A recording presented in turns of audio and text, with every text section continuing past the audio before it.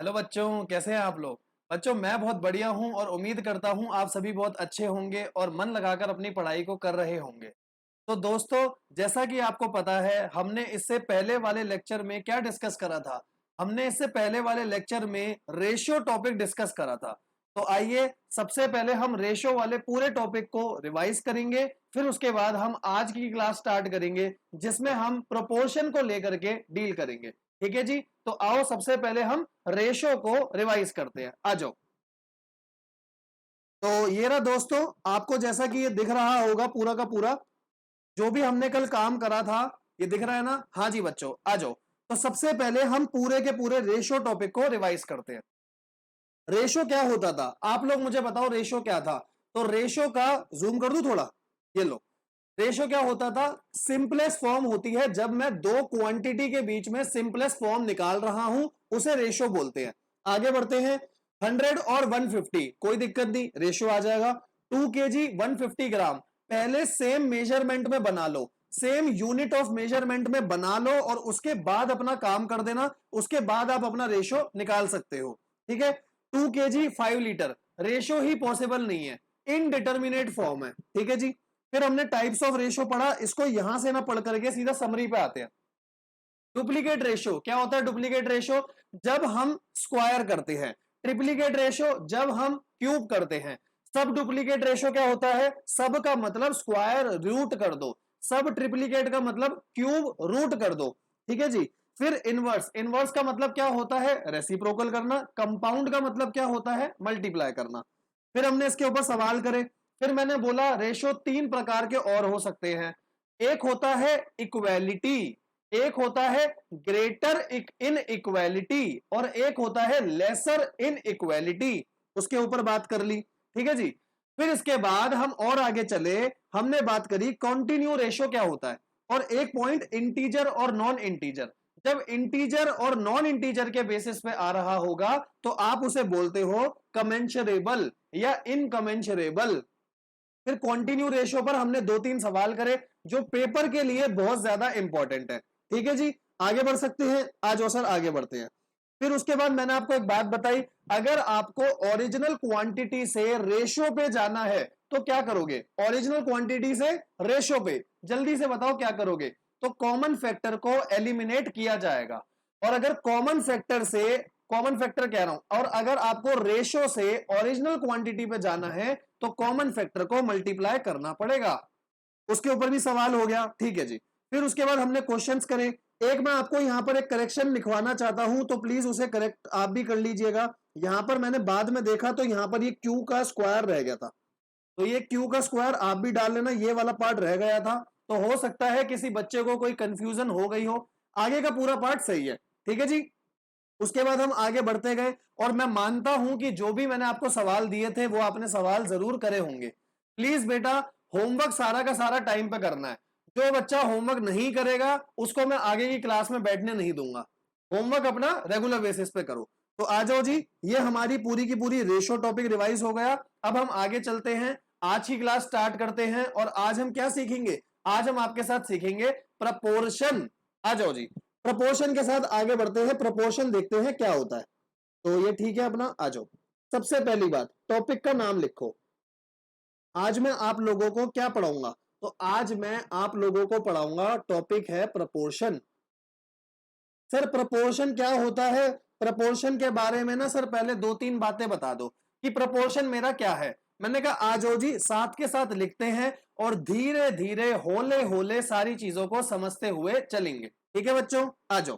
Proportion, proportion किसको कहते हैं, equality, equality of two ratios, equality of two ratios को हम बोलते हैं प्रपोर्शन।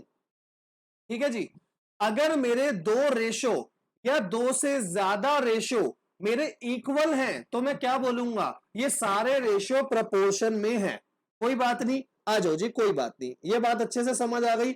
हाँ जी सर, समझ आ गई। जब दो या दो से ज्यादा रेशियो, तो एक काम करते हैं, हम लिख देते हैं इक्वेलिटी ऑफ टू रेशियो, और थोड़ा सा आगे बढ़ा दूं, और दिख रहा है ना, हाँ जी, और मोर देन टू रेशियोस, और मोर देन टू रेशियोस। कोई दिक्कत वाली बात नहीं सर, कोई दिक्कत वाली बात नहीं। ठीक है, ये लो जूम आउट कर दिया, पूरा दिख रहा है। आ जाओ जी, आगे बढ़ते हैं। सर एग्जाम्पल दो। मैंने बोला आपको जैसे A:B को मैं बोल रहा हूं ये इक्वल है C:D के। ठीक है जी, मैंने आपको बोला, थोड़ा सा सही से लिखते हैं, अच्छे से नहीं आया ये, है ना। हाँ आ जाओ, मैंने आपको बोला A:B इक्वल है C:D के, तो ये इक्वल है। ठीक है, ये प्रोपोर्शन में है। तो अगर आप प्रोपोर्शन में लिखोगे तो आप किस तरीके से लिखते हो? सबसे पहले इसका मतलब क्या है? इसका मतलब है A/B इक्वल टू C/D। ठीक है, पर आप जब इसको लिखोगे ना तो आप किस रेशो को किस तरीके से लिखते हो? आप इनको ऐसे लिखोगे, A:B इधर लिखा C:D। क्योंकि ये दोनों बराबर हैं तो आप बीच में 4 डॉट डालोगे। ठीक है सर, इन 4 डॉट का मतलब क्या होता है? तो भाई इन 4 डॉट का मतलब होता है प्रपोर्शन। मतलब इसका मतलब है A/B बराबर है मेरा C/D के। बताओ जी, कोई दिक्कत, कोई समस्या? अभी तक मैंने क्या बोला? जब मेरे दो रेशियो बराबर होते हैं या दो से ज्यादा रेशियो बराबर होते हैं तो मैं उनको बोलते हुए क्या चलूंगा? ये सारे प्रपोर्शन है और प्रपोर्शन का ये मेरा साइन होता है। यहां तक बात समझ आ गई? हाँ सर, यहां तक बात समझ आ गई, आप आगे बढ़ो। ठीक है जी, आ जाओ सेकंड बात लिखते हैं। आ जाओ जी, ये सही चल रहा है ना, आ जाओ सेकंड बात। मैंने आपको बोला इसको हम डिनोट ऐसे करते हैं, A:B और C:D। ये बात मैं ऊपर बता चुका हूं, ये क्या है इसकी डिनोशन, कि हम इस तरीके से डिनोट करते हैं दोनों रेशियोज को। अच्छा, एक बात हम और लेते हैं इसके आगे, A एंड D। इसमें आप A और D को क्या बोलोगे? तो इसमें आप A और D को बोलते हो एक्सट्रीम्स। बेटा आप खुद देखो, ये किनारों पे खड़े हुए हैं ना, A इधर खड़ा है, D उधर खड़ा है, एकदम एक्सट्रीम पोजीशन पे खड़े हैं, एक्सट्रीम पोजीशंस। तो इसको हम याद कैसे रखेंगे? आप बोलोगे किनारे वाली वैल्यूज, आप बोलोगे किनारे वाली वैल्यूज। ठीक है जी, ऐसी वैल्यूज जो बिल्कुल किनारे पे है। तो A एक किनारे पे हो गई, D एक किनारे पे हो गई, इसीलिए उनको बोला जाता है एक्सट्रीम्स। ठीक है जी। अच्छा, अब अगर मैं आपसे बोलूं सर एक बात बताओ, अगर A और D मेरे एक्सट्रीम्स होते हैं तो फिर आप B और C का भी कोई नाम बोलोगे? मैंने कहा हाँ भाई बिल्कुल, B और C का भी कोई ना कोई नाम होगा। तो B और C का क्या नाम है? तो B और C को बोला जाता है मीन्स, इनको बोला जाता है मीन्स। इंग्लिश वाले मीन्स नहीं, मीन का मतलब ही होता है वो मीन नहीं, मैथमेटिक्स वाला मीन। मैथमेटिक्स वाला मीन का मतलब क्या होता है? बीच की वैल्यूज। तो यहां पर अगर आप लिखना चाहो तो आप लिख सकते हो बीच की वैल्यूज। अच्छा, मतलब सर आप ये कहना चाहते हो अगर हमारा कोई भी रेशो होगा, जैसे ये दे रखा है A:B और वो प्रपोर्शन में है C:D के, तो आप यहां पर ये बात करना चाहते हो कि ये और ये दोनों तो मेरे क्या हो गए? तो ये दोनों तो मेरे हो गए एक्सट्रीम्स। ठीक है, यहां लिख दो इन दोनों का मतलब हो गया एक्सट्रीम्स। ठीक है, अच्छा इसका और इसका मतलब क्या हो गया? तो सर इसका मतलब हो गया मीन्स। अच्छा, और ये कब होगा? ये सिर्फ एक ही केस में होगा जब ये प्रपोर्शन में हो। तो ये क्या हो गया? ये हो गया मेरा प्रपोर्शन, प्रपोर्शन का साइन। बताओ जी, बात क्लियर है? हाँ जी सर, यहां तक की तो सारी बातें क्लियर है। अब एक बात बताओ, ये कौन सी बात थी? ये बात थी थर्ड। आ जाओ जी फोर्थ बात लिखते हैं। अब मैंने आपको बोला अगर A:B प्रपोर्शन में है C:D के, तो आप मुझे बताओ क्या मैं ऐसे नहीं लिख सकता कि A/B बराबर होगा C/D के? सर आप ऐसा बिल्कुल लिख सकते हो, इसमें तो कोई समस्या वाली बात ही नहीं है। मैंने कहा अच्छा, अब आप इनको क्रॉस मल्टीप्लाई कर दो, A इंटू D और B इंटू C। बताओ ये क्या बना? तो ये बन गया, इसको मैं क्या नाम दूंगा? मैं इसको नाम दूंगा प्रोडक्ट ऑफ एक्सट्रीम्स। आप देख सकते हो ये प्रोडक्ट ऑफ एक्सट्रीम्स क्यों बना? एक्सट्रीम्स का मतलब था किनारे वाली वैल्यू। तो प्रोडक्ट ऑफ एक्सट्रीम्स जो है वो मेरा बराबर होगा किसके? वो मेरा बराबर होगा प्रोडक्ट ऑफ मीन्स के।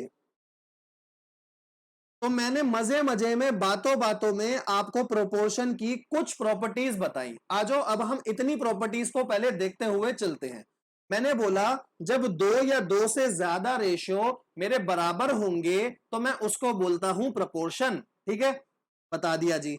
और इनको डिनोट करते हैं ऐसे, ए इज टू बी, फिर बीच में आते हैं रेशियो और फिर आते हैं C is to D, double ratio. Double ratio का मतलब होता है प्रपोर्शन। एकदम किनारे वाली वैल्यूज को आप क्या बोलोगे? एक्सट्रीम। बीच वाली वैल्यू को क्या बोलोगे? मीन्स। मीन्स का मतलब क्या होता है? बीच वाली वैल्यू। ठीक है जी। फिर मैंने बताया प्रोडक्ट ऑफ एक्सट्रीम और मेरा प्रोडक्ट ऑफ मीन्स ये होते हैं बराबर। कोई दिक्कत नहीं सर, यहां तक तो मजा ही आ गया सर, एकदम मक्खन चल रहा है सर, आगे बढ़ो। मैंने कहा आ जाओ जी, फिफ्थ बात देखते हैं। ठीक है, फोर्थ पॉइंट हुआ था ना अभी ऊपर, हाँ जी, फिफ्थ पॉइंट देखते हैं। मैंने आपको बोला एक बात बताओ, अगर ए इज टू बी जो है वो मेरा प्रपोर्शन में है सी इज टू डी के, तो जाहिर सी बात है इन सब के कुछ ना कुछ नाम होते होंगे। तो इनके नाम क्या होते हैं वो देखते हैं। सबसे पहले एक होता है फर्स्ट प्रपोर्शन, एक होता है मेरा फर्स्ट प्रपोर्शन। ठीक है जी। एक होता है मेरा सेकंड प्रपोर्शन। ठीक है जी। जितने होंगे सारे प्रपोर्शंस होते हैं, फर्स्ट प्रपोर्शन, सेकंड प्रपोर्शन। एक हो गया आपका थर्ड प्रपोर्शन और एक हो गया आपका फोर्थ प्रपोर्शन। बस आप मुझे मैचिंग करके बता दो कौन सा किसके साथ मैच होना चाहिए। तो ऐसी बात है, जो रेशियो में सबसे पहले आ रहा होता है वो होता है फर्स्ट प्रपोर्शन। इसके बाद वाले को हम कहते हैं सेकंड प्रपोर्शन, इसको बोलते हैं थर्ड प्रपोर्शन और इसको बोलते हैं अपन फोर्थ प्रपोर्शन। सर बात समझ आई सर? थोड़ी थोड़ी बात समझ आई सर। आप ना इसको सही से बताओ। मैंने कहा एक बात बताओ, आ जाओ जी इसी बात को समझते हैं। एग्जाम्पल, मैंने आपको बोला, ध्यान से मेरी बात सुनना, मैंने आपको बोला 2/3 क्या इक्वल है 4/6 के? अरे सर कैसी बातें कर रहे हो, ये तो इक्वल ही होगा ना। मैंने कहा बताओ क्या मैं इनको ऐसे लिख सकता हूं, 2:3 इन प्रपोर्शन टू 4:6? इसका मतलब क्या है? 2 जितना बढ़ेगा 3 के कंपैरिजन में, 4 उतना ही बढ़ेगा 6 के कंपैरिजन में। मतलब 2 का प्रपोर्शन डिपेंडेंट है 4 के साथ और 3 का प्रपोर्शन डिपेंडेंट है मेरा 6 के साथ। हाँ सर बिल्कुल सही कह रहे हो सर, यहां तक समझ आ गया। मतलब सर आप ये कहना चाहते हो ये हो गया मेरा फर्स्ट प्रपोर्शन, ये हो गया सेकंड प्रपोर्शन, ये हो गया मेरा थर्ड प्रपोर्शन और ये हो गया मेरा फोर्थ प्रपोर्शन। मैंने कहा बस इतनी सी तो बात है। अच्छा जी। सर एक बात, एक ना सर काम करो सर, आप एक काम करो सर, आप ना इसके ऊपर एक सवाल कराओ। सर आप आ जाओ सर, आप एक सवाल कराओ इसके ऊपर ना सर, एक सवाल कराओ। मैंने कहा आ जाओ जी, मेरे साथ साथ सवाल लिखोगे, आप करोगे मैं नहीं करूंगा। ठीक है जी, आ जाओ। मैंने क्या सवाल दिया? मैंने आपको बोला फाइंड, मैंने आपको बोला फाइंड थर्ड प्रपोर्शन, मैंने आपको बोला थर्ड प्रपोर्शन निकालो ऑफ 8, 6 एंड 13। मैंने आपको बोला 8, 6 और 13 का थर्ड प्रपोर्शन निकालो। तो सबसे पहली बात, आपका खुराफाती दिमाग इस बात पर चलना चाहिए, अगर सर ने मेरे से थर्ड प्रपोर्शन मांगा है तो मेरे दोस्त ये मेरा हो गया पहला प्रपोर्शन, ये पक्का पहला होगा, सबसे पहले आ रहा है ये पहला होगा। अच्छा एक बात बताओ, अगर मैं आपको बोल रहा हूं प्रपोर्शन निकालो, तो पहले ये बताओ क्या ये सारे मेरे प्रपोर्शन में होंगे या नहीं होंगे? आपका दिमाग क्या कहता है? मैंने आपको बोला प्रपोर्शन निकालो, तो आपका दिमाग क्या कहता है, ये प्रपोर्शन में होंगे या नहीं होंगे? अरे मेरे भाई जब थर्ड प्रपोर्शन निकालना है तो कॉमन सेंस है ना कि ये ऑलरेडी प्रपोर्शन में है। ठीक है जी। अच्छा, तो पहला तो हो गया 8वां। ठीक है, उसके बाद 6th हो गया मेरा सेकंड। आप मेरे को बताओ 13 क्या होगा? क्या 13th मेरा थर्ड प्रपोर्शन होगा या फोर्थ प्रपोर्शन होगा? जब थर्ड निकालना है मतलब ये मेरा पक्का फोर्थ होगा। अच्छा सर सही कह रहे हो, बिल्कुल सही कह रहे हो सर, यहां तक बात समझ आ गई। तो एक बात बताओ, first proportion upon third proportion मेरा बराबर किसके होता है? ये बराबर होता है फर्स्ट अपॉन सेकंड, बराबर होता है थर्ड प्रपोर्शन जो कि मेरे को पता नहीं, अपॉन में फोर्थ प्रपोर्शन, ऐसा ही होता ना। तो आ जाओ पहले इस बात को लिख लेते हैं। मैंने आपको क्या बताया? मैंने आपको बताया भाई ऐसा होता है, जो हमारा होता है फर्स्ट प्रपोर्शन, जो हमारा होता है फर्स्ट प्रपोर्शन अपॉन में सेकंड प्रपोर्शन, ये मेरा बनता है पहला रेशियो, ये मेरा बनता है पहला रेशियो। ठीक है जी। Equal to third proportion equal to third proportion upon में फोर्थ प्रपोर्शन। यहां तक किसी बच्चे को कोई भी डाउट है तो बताओ, मुझे नहीं लगता कि यहां कोई प्रॉब्लम होगी। ये देख लो, यही बात मैंने आपके साथ ऊपर भी करी थी। फर्स्ट प्रपोर्शन, ये मेरा फर्स्ट प्रपोर्शन है, ये मेरा कौन सा प्रपोर्शन है, second proportion. Third proportion, fourth proportion. ठीक है जी, यही बात मैंने लिख दी कि जब मैंने थर्ड बोला है निकालने को तो ये फर्स्ट होगा, ये सेकंड होगा, ये मेरा फोर्थ होगा। बिल्कुल सही बात है। अच्छा, अब यहां से x की वैल्यू निकाल दो, तो जल्दी से बताओ x की वैल्यू क्या होगी। x यहीं पर रखो, ये हो गया 8 इंटू में 13, 8 इंटू में 13 अपॉन में क्या आ जाएगा, अपॉन में मेरा 6 आ जाएगा, है ना, 6 आ जाएगा। तो जल्दी से बता दो इसकी वैल्यू क्या होगी। तो मैंने आपको बोला इसकी वैल्यू हो गई 8 इंटू 13, 8 3 जा 24, और ये हो गया 104 अपॉन 6। ये मेरी x की वैल्यू आ गई। अब आप बोलोगे सर x तो मेरा अपॉन में आ रहा है। अबे तो आने दो ना, आपने अपनी कैलकुलेशन ठीक करी होनी चाहिए। मैंने अपना सवाल बनाते हुए ध्यान नहीं दिया कि इसको पूरा काटना है या नहीं काटना। ठीक है जी। अच्छा सर, आप एक काम करो सर, एक सवाल ना हमें और कराओ। मैंने कहा आ जाओ जी, एक सवाल और करते हैं। ठीक है जी, आ जाओ, एक क्वेश्चन हम और करते हैं। अब की बार मैंने आपको बोला फाइंड फोर्थ प्रपोर्शन ऑफ। ध्यान से मेरे सवाल को पढ़ना, मैंने बोला इस बार फोर्थ प्रपोर्शन निकालना है। ठीक है जी, फोर्थ प्रपोर्शन निकालना है 5 का, 10 का एंड 12 का। तो आप मेरे को एक बात खाली आराम से बताओ, मेरे को एक सिंपल सी बात बताओ। फोर्थ प्रपोर्शन पूछा है तो पहली बात, पहला सवाल आना चाहिए दिमाग में, अच्छा यार ये प्रपोर्शन है या नहीं। अरे भाई प्रपोर्शन है जब ही तो पूछा है। अच्छा, फर्स्ट प्रपोर्शन कौन सा, तो फर्स्ट प्रपोर्शन हो गया 5। सेकंड प्रपोर्शन कौन सा, 10। थर्ड प्रपोर्शन कौन सा, 12। क्यों 12, क्यों, क्योंकि फोर्थ मैंने आपसे पूछा है। सही बात है। अच्छा जी, तो अब मैं ऐसे कर सकता हूं, first by second equal to third by fourth. तो क्रॉस मल्टीप्लाई कर लो, 5x इक्वल टू 12 इंटू 10, और x की वैल्यू आ गई 12 इंटू में 10 अपॉन में 5। तो x कितना आ गया, ये कट जाएगा, तो 12 टू जा, ये आ गया मेरा 24। तो क्या मैं कह सकता हूं मेरा फोर्थ प्रपोर्शन क्या हो गया, ये हो गया मेरा फोर्थ प्रपोर्शन। दिख रहा है ना, हाँ जी दिख रहा है, फोर्थ प्रपोर्शन। कोई दिक्कत वाली बात, अरे सर मजा ही आ गया सर, एकदम बढ़िया चल रहा है, कोई दिक्कत वाली बात नहीं है, ऐसे ही बस मजा आ गया सर। ठीक है जी, आगे बढ़ते हैं। ठीक है, यहां तक कोई प्रॉब्लम नहीं, यहां तक कोई प्रॉब्लम नहीं, आगे बढ़ते हैं। अब मैंने आपको बोला एक बात बताओ, ये कौन सा पॉइंट चल रहा था, पॉइंट बताओ, पॉइंट नंबर 5वां। आ जाओ जी, पॉइंट नंबर 6 की बात करते हैं। मैंने आपको बोला पॉइंट नंबर 6, आपने बताया a इज टू बी अगर प्रपोर्शन में है c इज टू डी से तो क्या क्या चीजें होती हैं। अब मैं यहां पर आपके साथ एक नया कॉन्सेप्ट डील करना चाहता हूं। अच्छा सर, नया कॉन्सेप्ट, सर नए कॉन्सेप्ट में क्या होगा। मैंने कहा आ जाओ जी, वही बात तो बतानी है, नए कॉन्सेप्ट में क्या होगा। देखो जी, proportion from 3 numbers, proportion from 3 numbers.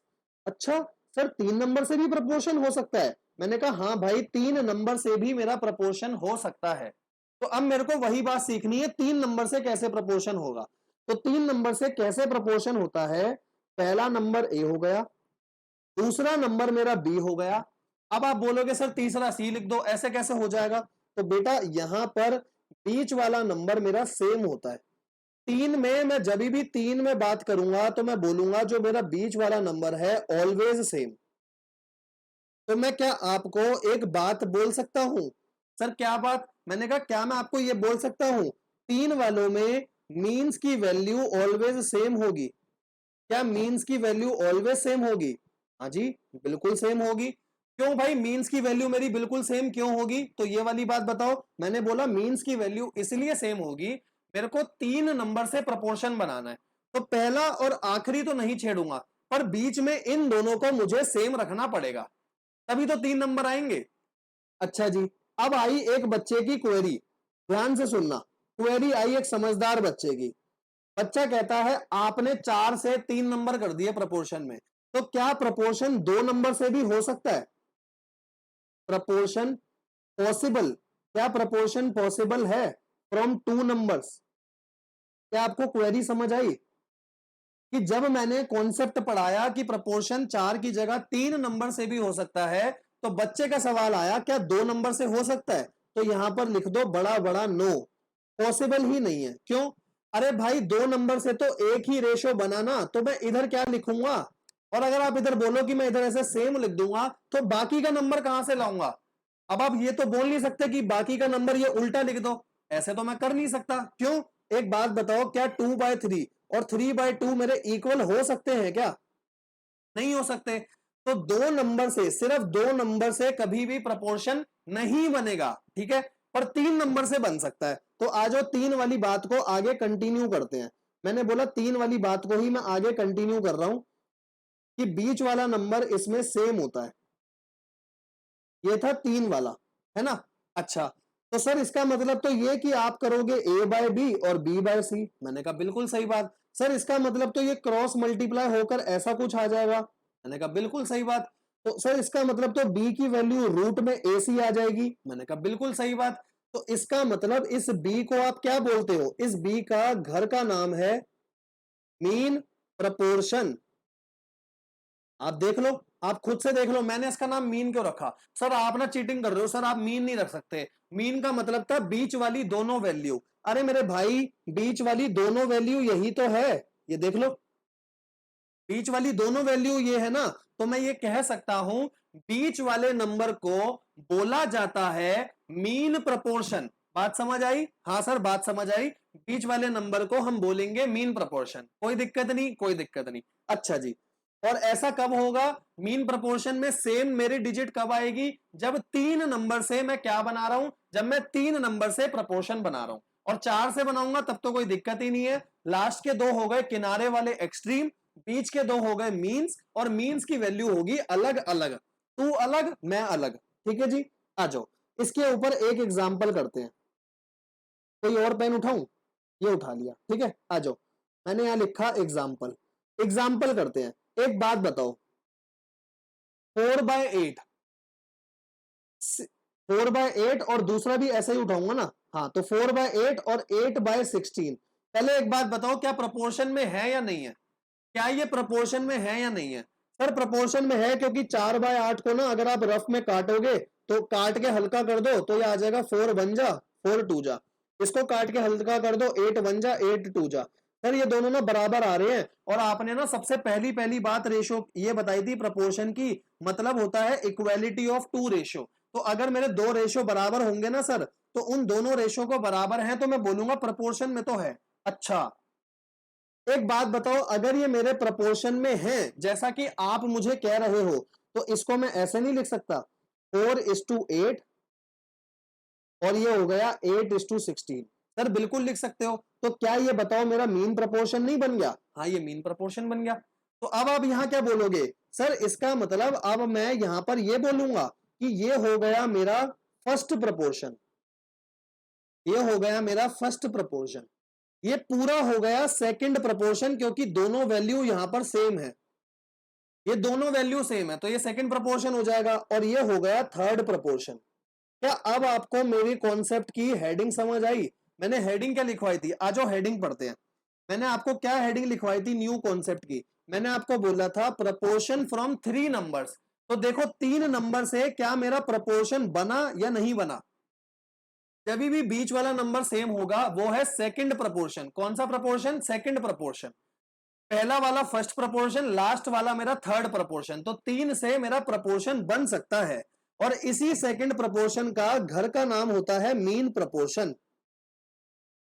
अच्छा, मतलब सर यहाँ ये कहानी होती है। मतलब सर आप ना यहाँ पर ये कहना चाहते हो कि यहां हो गया फर्स्ट प्रपोर्शन अपॉन में सेकंड प्रपोर्शन, दिख रहा है ना? हाँ जी, फर्स्ट प्रपोर्शन अपॉन में second equal to second proportion upon में थर्ड प्रपोर्शन। मैंने कहा हाँ भाई, मैं यही बात आपके सामने रखने की इतनी देर से क्वेश्चन मतलब कोशिश कर रहा था। ठीक है जी सर, यहां तक की तो सारी बातें समझ आ गई सर। अब आप आगे बढ़ो। ये वाली बात भी ना हमें एकदम क्लियर हो गई कि 3 नंबर से भी प्रपोर्शन बन सकता है। मैंने कहा आ जाओ जी, अब हम इसके ऊपर कुछ प्रैक्टिस के लिए सवाल करते हैं। सवाल नहीं करेंगे ना अकल नहीं आएगी। तो मैथ्स में जब तक सवाल खुद से नहीं करोगे जब तक अकल नहीं आएगी। दूसरी बात, ऐसा मत समझना जो क्वेश्चन मैंने यहां करा दिए वो घर में नहीं करने। अरे वो सुपर मसाला क्वेश्चन है, वो तो घर पे जाके ट्राई करने ही करने हैं, और जो मैंने घर के लिए दिए हैं वो भी करने हैं। ठीक है जी, आ जाओ। मैंने आपके सामने सवाल रखा, सवाल आप करेंगे, मैं नहीं करूंगा। फाइंड थर्ड प्रपोर्शन, मैंने आपको बोला थर्ड प्रपोर्शन निकालो। ठीक है जी, अब आप मेरे को बताओ मैं थर्ड प्रपोर्शन किसकी बात कर रहा हूं। थर्ड प्रपोर्शन निकालना है आपको फ्रॉम 2 और 3। 2 और 3 से थर्ड प्रपोर्शन निकालना है। एक बात ये हो गई। अच्छा जी, एक बात ये हो गई। अब मैंने इसी के सामने एक क्वेश्चन और लिखा, इसी के सामने मैंने एक क्वेश्चन और लिखा। क्या क्वेश्चन लिखा, ध्यान से सुनना। मैंने लिखा फाइंड थर्ड प्रपोर्शन, वहां पर भी थर्ड प्रपोर्शन था, यहां पर भी थर्ड प्रपोर्शन है, और मैंने आपको नंबर दिए फ्रॉम 2, 3 एंड 5। अब मेरी बात को ध्यान से सुनो, पहले इस क्वेश्चन को देखते हैं। मैंने बोला थर्ड प्रपोर्शन निकालो 2 और 3 से, मतलब अगर मैं इसको बोल दूं ये है मेरा फर्स्ट प्रपोर्शन, ये है मेरा सेकंड प्रपोर्शन, तो सिर्फ थर्ड हो ऐसा तो हो नहीं सकता, क्योंकि 4 मेरे को नंबर पूरे करने हैं। तो यही सेकंड है, यही थर्ड है मेरा। ठीक है, और इसके बाद वाला जो नंबर आएगा वो क्या होगा, वो फोर्थ होगा। अब एक बात बताओ, बाद वाले को आप रियल सेंस में फोर्थ कहते हो क्या? आप बाद वाले को रियल सेंस में फोर्थ कहते हो या थर्ड कहते हो? तो भैया आपने ना यहां गलती कर दी। ये होता है फर्स्ट, ये दोनों होते हैं सेकंड, और अब की बार ये बन जाता है थर्ड। है ना? बात समझ आई या नहीं आई? मैंने आपको बोला 2 है और 3 है, इससे थर्ड प्रपोर्शन निकालो।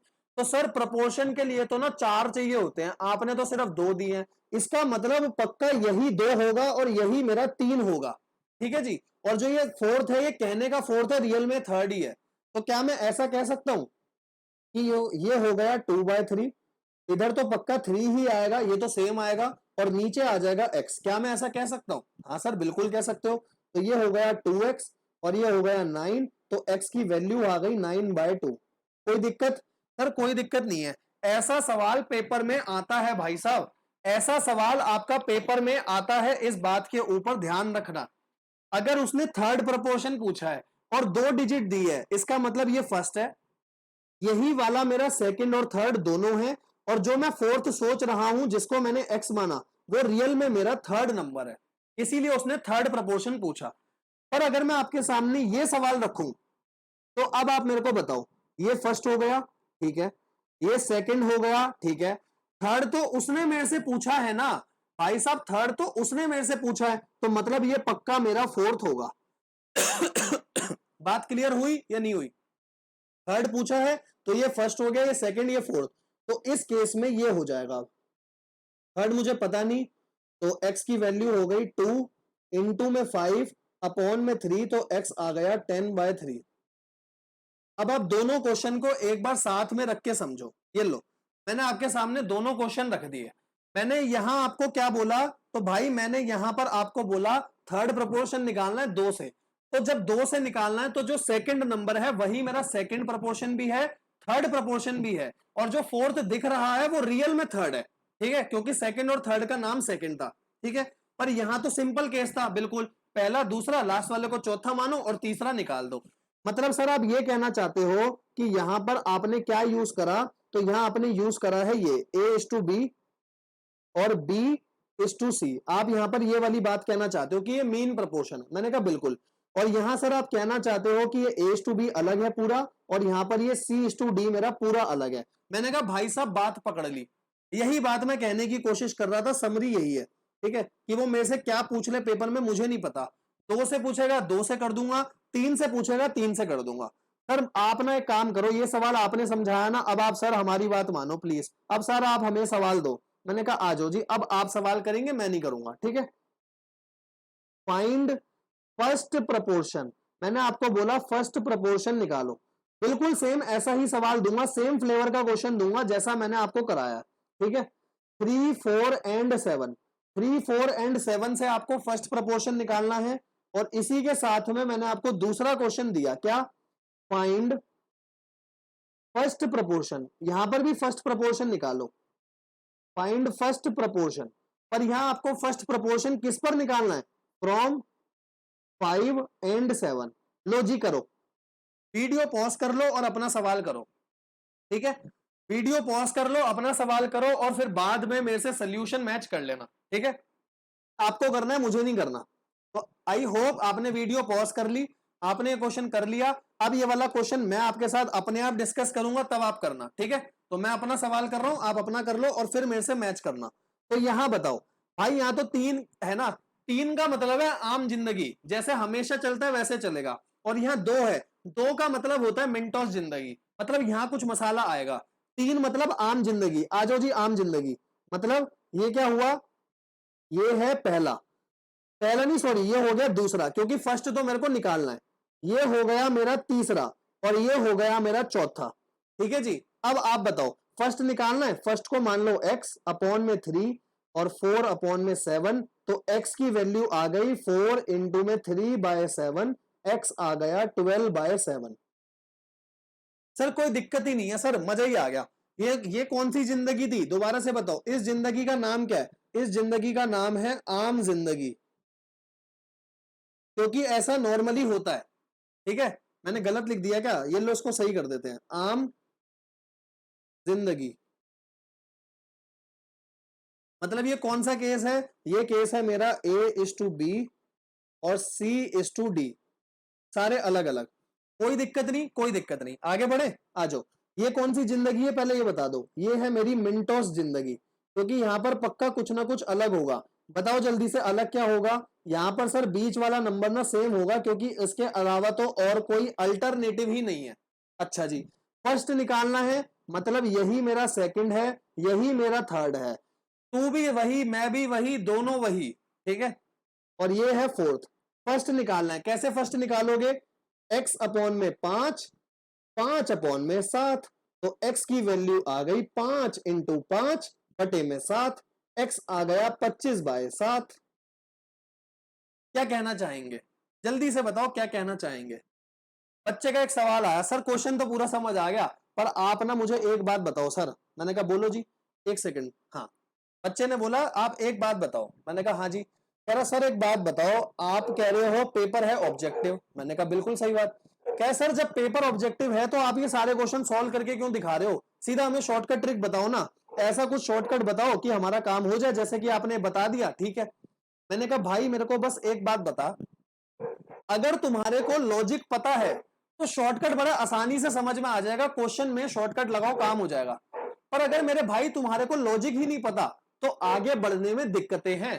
तो पहले लॉजिक के हिसाब से क्वेश्चन करने की हैबिट बनाओ, और फिर बाद में आकर के अपने आप शॉर्टकट ट्रिक्स बनेंगी, और कुछ शॉर्टकट ट्रिक्स मैं भी बताऊंगा। अब एक बात बताओ, क्या पेपर में तुम पूरा करोगे क्या? पर अगर लॉजिक पता है तो फटाफट करोगे कि अच्छा ये हो गया, ये हो गया, आंसर निकल गया। भाई साहब मुंह जवानी ऐसे क्वेश्चन होते हैं, मुंह जवानी, पर उसके लिए पहले लॉजिक तो समझ लो। सही बात है सर, बिल्कुल बिल्कुल, मतलब आपने सही बोला सर, ठीक है सर, यहां तक कोई दिक्कत नहीं। सर आप एक काम करो ना सर, अब इसके बाद ना हमारे को कुछ और क्वेश्चन दो। मैंने कहा आ जाओ जी, कुछ और क्वेश्चन करते हैं, क्योंकि ये बहुत इंपॉर्टेंट टॉपिक है, तो आपको समझ में आना चाहिए, ठीक है। पेपर में यहीं से सवाल उठ जाता है। तो आओ, मैंने आपको बोला फाइंड फर्स्ट प्रपोर्शन, ये क्वेश्चन करा दिया क्या ऊपर, एक मिनट। फाइंड फर्स्ट प्रपोर्शन वाले तो क्वेश्चन मैंने आपको करा ही दिए। अच्छा, तो अब की बार मैं क्वेश्चन चेंज कर देता हूं। मैंने बोला find mean proportion, find mean proportion of 25 and 16।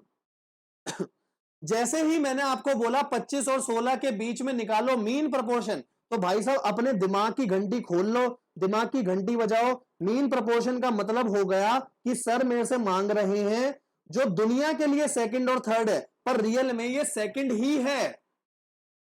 दुनिया के लिए सेकंड और थर्ड है, दुनिया के लिए फर्स्ट अलग है, फोर्थ अलग है, ठीक है। फर्स्ट अलग है, फोर्थ अलग है, पर हमारे लिए ये क्या है, हमारे लिए ये है मिनटोस जिंदगी। मतलब 25 आपको दे रखा है, 16 आपको दे रखा है, आपको ये मीन प्रपोर्शन निकालना है। जैसे ही मीन की बात आएगी ना, बस आपको एक काम करना है। अच्छा सर ने क्या बोला था, मीन प्रपोर्शन मतलब मिनटोस जिंदगी, मिनटोस का मतलब मिडल वाला सेम होगा, मिडल वाले को रखा सेम, मतलब जो दुनिया को दिख रहा है सेकंड और थर्ड है। अरे मेरे भाई वो तेरे और मेरे लिए सेम है जो सीए फाउंडेशन पढ़ रहे हैं, ठीक है जी। आ जाओ, फर्स्ट 25 हो गया, ये 16 हो गया, तो सर कैसे निकालेंगे, बस इसके आगे तो आपको सवाल आता है। 25/x, x/16, तो x का स्क्वायर हो गया 25 इंटू 16। बिल्कुल सही बात। तो ये हो गया x equal to 25 into 16 upon में रूट। देख लो कितनी जल्दी सॉल्व होगा, इसको मल्टीप्लाई मत करो, इसको मल्टीप्लाई करे बिना फैक्टर बना दो, और अगर मल्टीप्लाई कर भी लोगे तो कोई फर्क नहीं पड़ेगा, पर मेरे हिसाब से मल्टीप्लाई करे बिना जल्दी हो जाएगा आपका। 4 × 4, तो ये 5 बार 4 बार x की वैल्यू आ गई 20, मतलब मीन प्रपोर्शन कितना हो गया, मीन प्रपोर्शन हो गया 20। कोई भी दिक्कत है तो बता दो, कोई भी दिक्कत है तो बता दो। मैंने आपको बोला था मीन प्रपोर्शन का मतलब बीच वाला नहीं पूछा, बीच वाला ही सेकंड, बीच वाला ही थर्ड, और क्वेश्चन कर दिया सॉल्व। आप ऐसे भी कर सकते थे कि 25 × 16 400 होता है, 400 का रूट 20 आता है, तो भाई वो आपके ऊपर है, वो मेरे ख्याल से हर एक पे ना अलग अलग रहेगा। ठीक है जी। अब मेरे हिसाब से काफी सारे सवाल हो गए फर्स्ट प्रपोर्शन सेकंड प्रपोर्शन पे, अब मुझे अपने नोट्स को आगे बढ़ाना चाहिए। तो मैंने आपके साथ 6th बात कर ली थी, अब मैं आपके साथ बात करूंगा 7th। आ जाओ जी 7th पॉइंट पढ़ते हैं। मैंने आपको बोला इनकी कुछ प्रॉपर्टीज होती हैं, जैसे हमने वहां पर प्रॉपर्टी पढ़ी थी ना, डुप्लीकेट रेशो, ट्रिप्लीकेट रेशो, तो प्रपोर्शन की भी कुछ प्रॉपर्टीज होती हैं, प्रॉपर्टीज ऑफ प्रपोर्शन। तो एक एक करके प्रॉपर्टीज लिखेंगे, जैसे हमने पहले भी समरी बनाई थी वैसे समरी बनाएंगे इनकी, ताकि हमें याद हो जाए। तो पहली प्रॉपर्टी है इनवर्टेंडो। सर इनवर्टेंडो, इनवर्टेंडो का मतलब क्या हुआ, तो इनवर्टेंडो क्या कहती है, इनवर्टेंडो कहती है अगर a बाय बी और c बाय डी इक्वल है, तो अगर मैं इनका उल्टा कर दूं, उल्टा रेसिप्रोकल कर दूं, इनवर्टेंडो का मतलब है इनवर्स करना, मतलब इसका भी उल्टा कर दो तो ये b बाय a हो जाएगा और ये मेरा d बाय c हो जाएगा, कि उल्टा भी मेरा बराबर होगा। तो इनवर्टेंडो का मतलब क्या है, हम यहां पर लिख लेते हैं ताकि हमारी समरी अच्छे से बने आगे। इनवर्टेंडो का मतलब है रेसिप्रोकल, रेसिप्रोकल, दोनों को उल्टा कर दो। ठीक है जी। अच्छा सर एक ना एग्जांपल दे दो, सर आप ना इसके ऊपर एक एग्जांपल दे दो। मैंने कहा लो जी एग्जांपल लिखो, अगर 2:3 है और यहां मैंने बोला ये है 4:6, पहले एक बात बताओ क्या प्रपोर्शन में है, हाँ सर प्रपोर्शन में है, मतलब ये 2/3 है, ये 4/6 है। तो अगर मैं इनको उल्टा कर दूं तो क्या उल्टे पर भी बराबर है, इसको भी 3/2 कर दो, इसको भी 6/4 कर दो, क्या ये अभी भी बराबर है, हाँ सर ये अभी भी बराबर है। तो इनवर्टेंडो क्या कहती है, अगर मेरे दो रेशो प्रपोर्शन में हैं, तो अगर मैं उन्हें उल्टा कर दूंगा तो भी वो प्रपोर्शन में रहेंगे। अच्छा सर बात समझ आ गई। सर दूसरी प्रॉपर्टी बताओ। मैंने कहा दूसरी प्रॉपर्टी का नाम है अल्टरनेंडो, अल्टरनेंडो।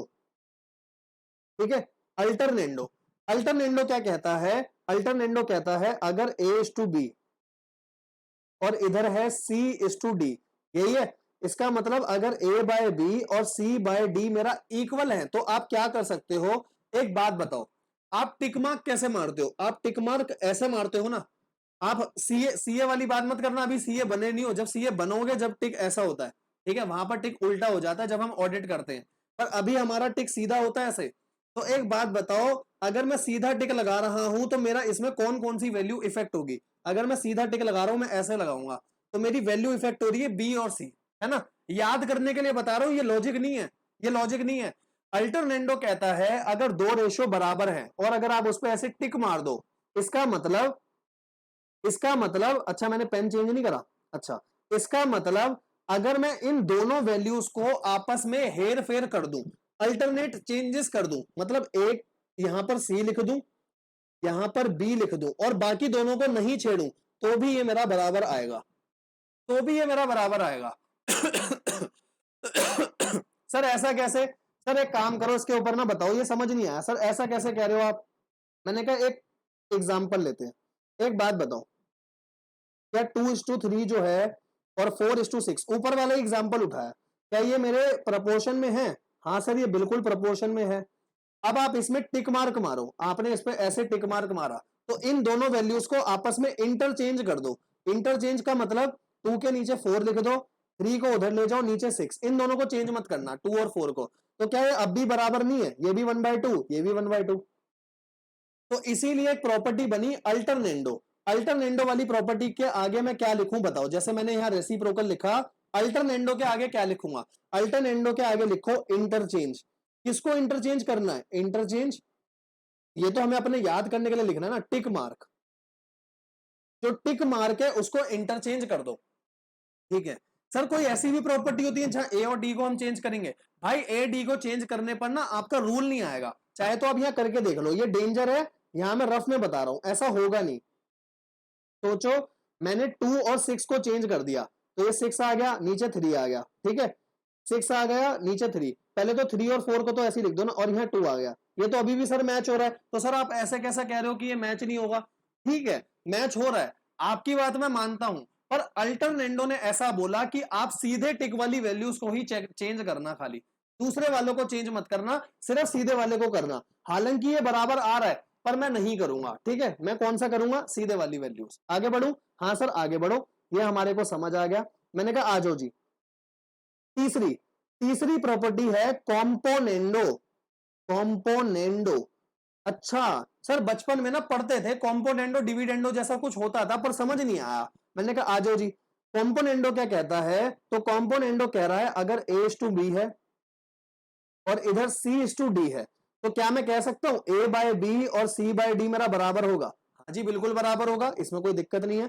तो कॉम्पोनेंडो कहता है न्यूमरेटर में सब ऐड कर दो, न्यूमरेटर में ला करके सब ऐड कर दो।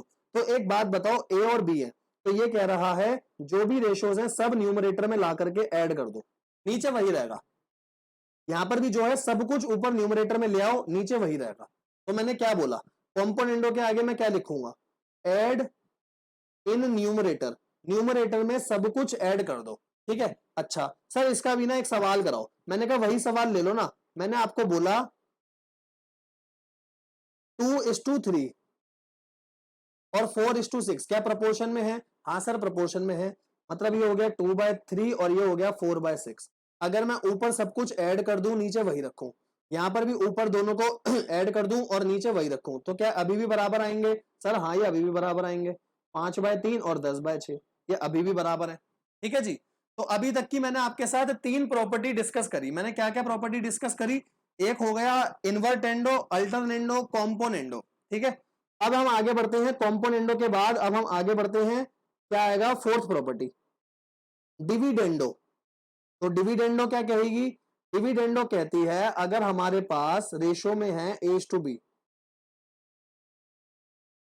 ठीक है, इधर है C:D, मतलब ये है A/B और ये है मेरा C/D, ठीक है। तो आप एक काम कर सकते हो, इसको सही कर लो, ये सही से आया नहीं, हाँ ये A/B है, ठीक है। तो डिविडेंडो कहती है जैसे पहले ऊपर सब ऐड करा था, अब की बार ऊपर कर दो माइनस, नीचे वही रहेगा, नीचे कोई चेंज नहीं आएगा, नीचे वही रहेगा, ठीक है जी। अच्छा सर यहां तक की सारी बातें समझ आ गई, तो इसमें मैं क्या लिखूं? इसमें मैं लिख देता हूं सब्ट्रैक्ट इन न्यूमरेटर, सही बात है। और आप एक तरीके से और याद रख सकते हो। एक बात बताओ, जो डिविडेंडो है, डिविडेंडो का मतलब ऐसे समझो डिवाइड, डिवाइड का साइन ये होता है, अगर डिवाइड के साइन में से मैं ये हटा दूं, अगर डिवाइड के साइन में से मैं ये, अरे तो पूरा ही हट गया, रुको, ये होता है मेरा डिवाइड का साइन। अगर डिवाइड के साइन में से मैं ये हटा दूं और नीचे ये हटा दूं, तो माइनस आ गया। माइनस का मतलब है डिविडेंडो में सब्ट्रैक्ट होगा। अगर डिविडेंडो में सब्ट्रैक्ट हो रहा है न्यूमरेटर में, तो कॉम्पोनेंडो में ऐड होगा, ऐसे याद रख सकते हो, ठीक है जी। तो मैंने बताया डिवाइड के सिंबल से कि याद कैसे करना है, ठीक है। अच्छा सर क्या इसका हमारा मिक्स भी आ सकता है? मतलब मैंने कहा सर हमने ना बचपन में पढ़ा था कि कॉम्पोनेंडो एंड डिविडेंडो साथ में आ जाते हैं कई बार, तो कॉम्पोनेंडो डिविडेंडो अगर सर साथ में आ गए तो इसका मतलब क्या होता है? इसका मतलब होता है मेरे बच्चे कि अगर A:B है और इधर है C:D A/B C/D, तो सबसे पहले बताओ, सबसे पहले आप प्लस सीखे या माइनस सीखे? हर बच्चा पहले प्लस सीखता है फिर माइनस सीखता है। तो सबसे पहले, और देख लो ABCD में भी पहले C आता है फिर D आता है, तो पहले C वाला रूल लगाओ, मतलब पहले तो करो, ऊपर तो करो ऐड, ठीक है। पर अब ऊपर माइनस तो कर नहीं सकते, और अभी हमारे को दोनों चीजें करनी है, कॉम्पोनेंडो डिविडेंडो, मेरे को दोनों चीजें करनी है। मैंने ऐड कर दिया, हाँ जी सर ऐड कर दिया, तो नीचे कर दो दोनों को माइनस, नीचे कर दो दोनों को माइनस। अच्छा जी सर ऐसा भी हो सकता है? मैंने कहा हाँ जी देख लो, मैंने इसमें आपको एग्जांपल नहीं दिया ना, तो आ जाओ पहले इसका भी एग्जांपल लेते हैं ऊपर, इसका भी वही एग्जांपल लो, 2:3 4:6। तो अगर आप यहां करोगे 2/3 है, ये है 4/6, अगर मैं ऊपर माइनस कर दूं 2 - 3/3 4 - 6/6, देख लो ये अभी भी बराबर आएगा, है ना। कैसे बराबर आएगा? इधर कर देते हैं, माइनस का 1/3 और ये आ रहा है मेरा माइनस का 2/6, तो दोनों बराबर ही है ना। हाँ जी सर बराबर है, ठीक है। तो कॉम्पोनेंडो डिविडेंडो के पहले बताओ मैं यहां पर बराबर में क्या लिखूं? Add in numerator, subtract in denominator. Numerator में मैं ऐड करूंगा, डिनोमिनेटर में सब्ट्रैक्ट करूंगा, एंड डाल दो। ठीक है जी। अच्छा सर इसका भी एक एग्जांपल कराओ ना। मैंने कहा आ जाओ जी, वही वाला एग्जांपल लिख लेते हैं। क्या एग्जांपल था? 2:3 और 4:6। ठीक है जी। तो अगर मैं करूं 2/3 4/6, तो क्या मैं यहां पर यह काम नहीं कर सकता? 2+3 2-3, 4+6 4-6, तो मैं कह सकता हूं ना 5/-1 10/-2 बराबर है। हाँ जी सर बराबर है, क्योंकि इसको भी अगर आप काट के हल्का करोगे तो वही आएगा। सही बात है ना? हाँ सर बिल्कुल सही बात है। क्या मैं आगे बढ़ सकता हूं? सर 5 प्रॉपर्टी हो गई। सर टोटल कितनी प्रॉपर्टी है? मैंने कहा लास्ट प्रॉपर्टी हमारी और बची है, जिसको बोलते हैं एडेंडो। ये थोड़ी सी डिफरेंट है, यूनिक है। एडेंडो क्या कहता है? एडेंडो कहता है अगर एक रेशो है A/B, एक रेशो है C/D, एक रेशो है E/F, और ऐसे बहुत सारे रेशो है। मान लो आप इन सब रेशो को जब काट के हल्का कर रहे हो, तो मान लो कोई K कांस्टेंट आ रहा है, मान लो कोई K कांस्टेंट आ रहा है, तो अगर आप सबको ऐड करोगे, अब ऐड कैसे करोगे? अगर आप इन सबको ऐसे ऐड करोगे कि न्यूमरेटर में न्यूमरेटर वाला जोड़ते जाओ, डिनोमिनेटर में डिनोमिनेटर वाला जोड़ते जाओ, तो ये अभी भी कांस्टेंट ही आएगा। ये अभी भी कांस्टेंट आएगा। बच्चे ने बोला है सर समझ नहीं आया, सर एग्जांपल दो सर, क्या पता नहीं कैसे बोल रहे हो, ये समझ नहीं आया। मैंने बोला 2:3, अच्छा 4:6, अच्छा 6:9। एक बात बताओ, अगर मैं इन तीनों को सॉल्व करता हूं, मैंने 3 का एग्जाम्पल लिया था ना, अगर मैं तीनों को सॉल्व करूं,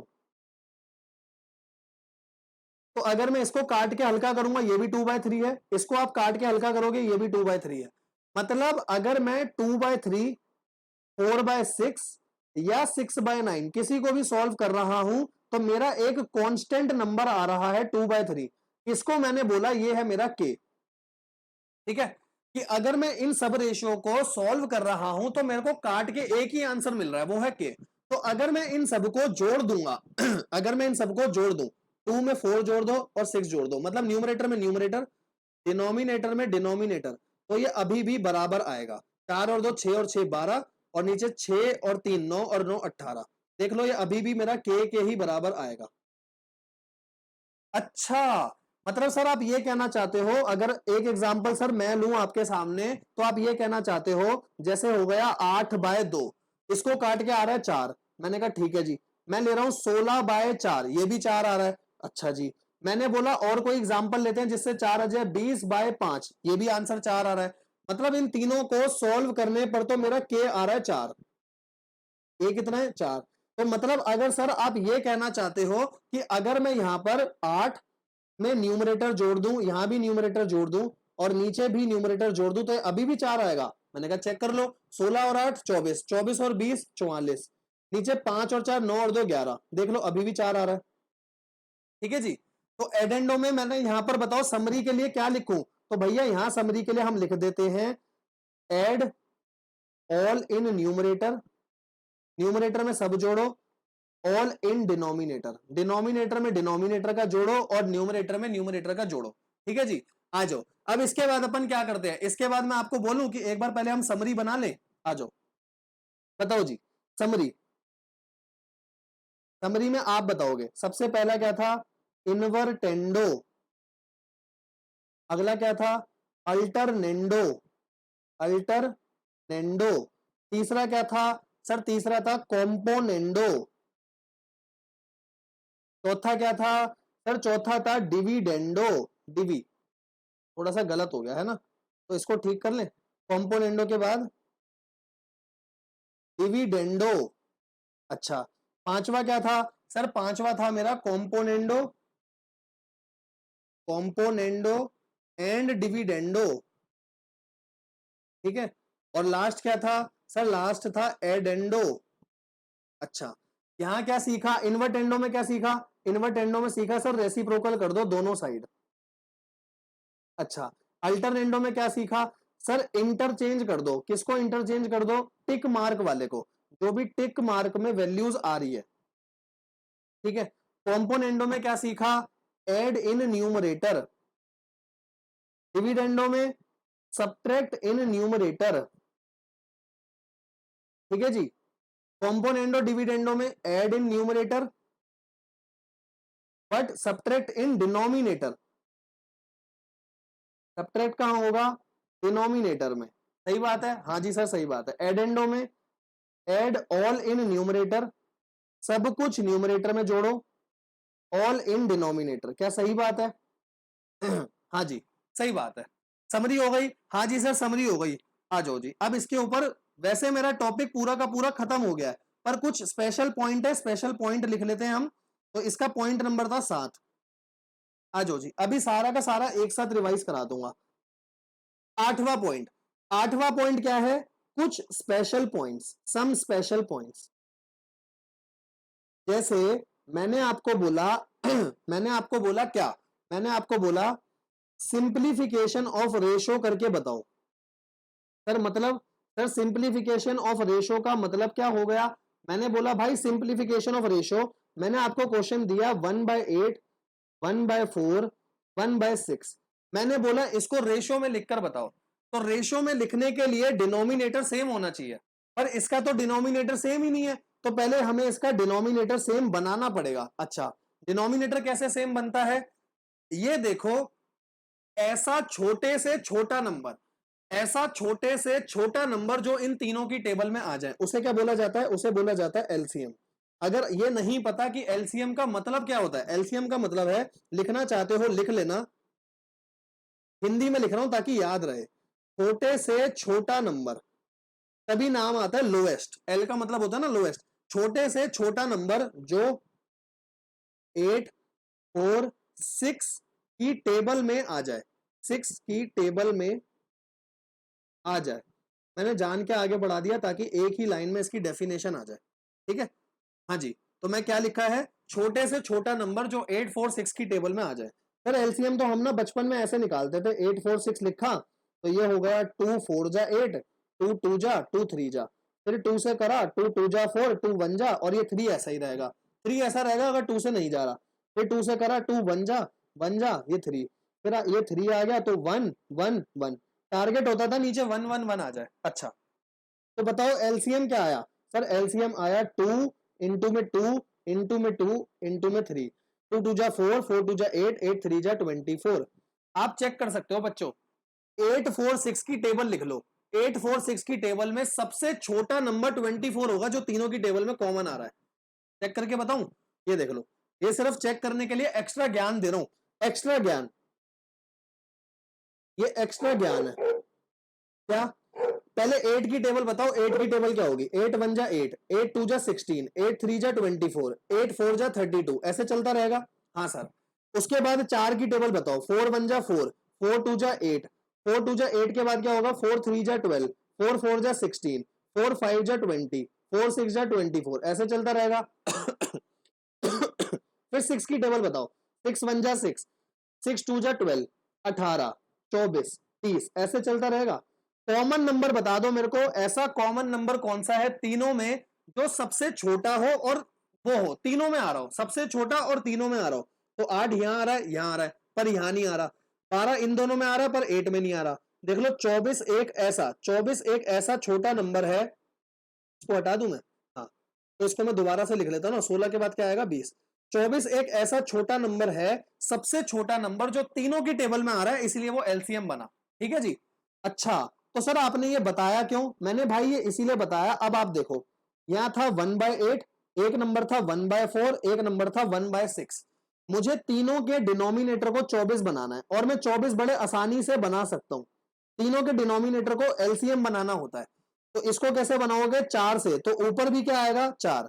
इसको कैसे बनाओगे? जब ये 6 से मल्टीप्लाई होगा तो ऊपर भी मल्टीप्लाई करना 6 से। ठीक है, एक काम करता हूं, थोड़ा स्पेस देके बताता हूं, वरना बच्चे को ना घिचपिच ना हो जाए। मैंने बोला सबसे पहला नंबर क्या था? 1/8। ठीक है, जूम कर लो ऐसे, 1/8। दूसरा नंबर 1/4, और तीसरा नंबर था 1/6। तीनों का डिनोमिनेटर 24 चाहिए, क्योंकि जब तक डिनोमिनेटर सेम नहीं आएगा रेशो नहीं आ सकती। ये एक वो है, प्रॉपर्टी है। ठीक है, तो 6 में या 4 आएगा तो ऊपर भी 4 आएगा। 4 को 24 बनाने के लिए 6 से मल्टीप्लाई करोगे तो ऊपर भी करो, भेदभाव मत करना। यहां पर 3 से करोगे तो ऊपर भी 3 से मल्टीप्लाई करो, तो मेरा रेशो क्या आ गया? तो भाई साहब मेरा रेशो आ गया 3:6:4। तो ये एक स्पेशल पॉइंट था जो मेरे को आप लोगों के साथ बताना था कि अगर डिनोमिनेटर सेम नहीं होते तो उस केस में हम कैसे काम करते हुए चलते हैं। ठीक है जी। अच्छा, एक एक पॉइंट हो गया हमारा, स्पेशल पॉइंट में पहला हो गया। आ जाओ दूसरा लिखते हैं, बी पॉइंट। मैंने आपको बोला ये चीज मैं वैसे पहले बता चुका हूं। मुझे बताओ product of extreme. Product of extreme बराबर होता है किसके? सर ये बराबर होता है प्रोडक्ट ऑफ मीन्स के, है ना। तो इसको एक नाम से और जाना जाता है, पेपर में पूछा जा सकता है, cross product rule. Cross product rule इसको क्या बोला जाता है? तो इसको बोला जाता है क्रॉस क्रॉस प्रोडक्ट रूल के नाम से इसको जाना जाता है। ठीक है, एक बात और, जो आप ये मीन प्रोपोर्शन लिखते हो ना कि A:B और इधर आप लिखते हो B:C, इसका भी एक नाम होता है, पेपर में पूछा जा सकता है। तो इसको हम बोलते हैं कॉन्टिन्यूअस। कॉन्टिन्यूअस कहते हैं इसको। क्या कहते हैं? Continuous proportion. क्योंकि यहां पर सेम नंबर ही आगे कॉन्टिन्यू हो रहा होता है, तो इसलिए हम बोल सकते हैं ये कॉन्टिन्यूअस प्रोपोर्शन है। ठीक है जी। अच्छा सर, क्या हमारे सारे पॉइंट हो गए? हाँ जी बच्चों, हमारे सारे पॉइंट हो गए। अब हम क्या करेंगे? अब हम इसके बाद आगे बढ़ेंगे और अब हम इसके बाद आगे चलते हैं और आगे हम रिवीजन करके देखते हैं। ठीक है जी। तो आ जाओ पहले फटाफट रिवीजन करते हैं सारी। ठीक है, ये लो, ये क्या हो गया? आ रहा, हाँ नीचे आ रहा है ना। अच्छा देखो जी, सबसे पहली बात बताओ, इक्वेलिटी ऑफ टू रेशियोज को हम प्रोपोर्शन बोलते हैं, कोई दिक्कत नहीं। फिर A:B ऐसे लिखते हैं, डिनोट ऐसे करते हैं। उसके बाद बीच वाली टर्म को बोला जाता है मीन, लास्ट की टर्म्स को बोला जाता है एक्सट्रीम। उसके बाद इसका प्रोडक्ट बराबर होता है फर्स्ट प्रोपोर्शन, सेकंड, थर्ड और फोर्थ प्रोपोर्शन। उसके ऊपर सवाल करे। ठीक है जी। फिर उसके बाद एक नया कॉन्सेप्ट की 3 नंबर से भी प्रोपोर्शन बन सकता है, 2 से नहीं बन सकता, ये क्वेरी थी। ठीक है, उसके बाद एग्जाम्पल करे बहुत सारे, इसके ऊपर हमने सवाल करे। प्रॉपर्टीज क्या क्या होती है? इन्वर्टेंडो उल्टा कर दो, अल्टरनेंडो टिक वालों को चेंज कर दो। ठीक है, कॉम्पोनेंडो का मतलब न्यूमरेटर में ऐड कर दो, डिविडेंडो का मतलब सब्ट्रैक्ट कर दो। कॉम्पोनेंडो डिविडेंडो न्यूमरेटर में ऐड और नीचे सब्ट्रैक्ट। उसके बाद एडेंडो, एडेंडो में न्यूमरेटर ऐड होगा और डिनोमिनेटर में क्या होगा? प्लस होगा। न्यूमरेटर में सारे प्लस, डिनोमिनेटर में सारे प्लस। इसकी हमने ये समरी भी बना ली। ठीक है जी। स्पेशल पॉइंट्स कि अगर मेरे को दे रखा है सिंप्लीफिकेशन ऑफ रेशियो तो डिनोमिनेटर सेम करने पड़ेंगे, वो भी बता दिया। प्रोडक्ट ऑफ एक्सट्रीम और प्रोडक्ट ऑफ मीन्स को बोला जाता है क्रॉस प्रोडक्ट रूल और इनको बोला जाता है कॉन्टिन्यूअस प्रोपोर्शन। कोई दिक्कत नहीं सर, कोई दिक्कत नहीं है। अच्छा, अब हम इसके बाद कुछ अपने मैथ के क्वेश्चंस करेंगे। ठीक है जी। तो आ जाओ, अब मैं अपने साथ मैथ के क्वेश्चंस करूंगा। तो ये कैसे होगा? एक सेकेंड, ये क्या? एक मिनट रुकना बच्चों।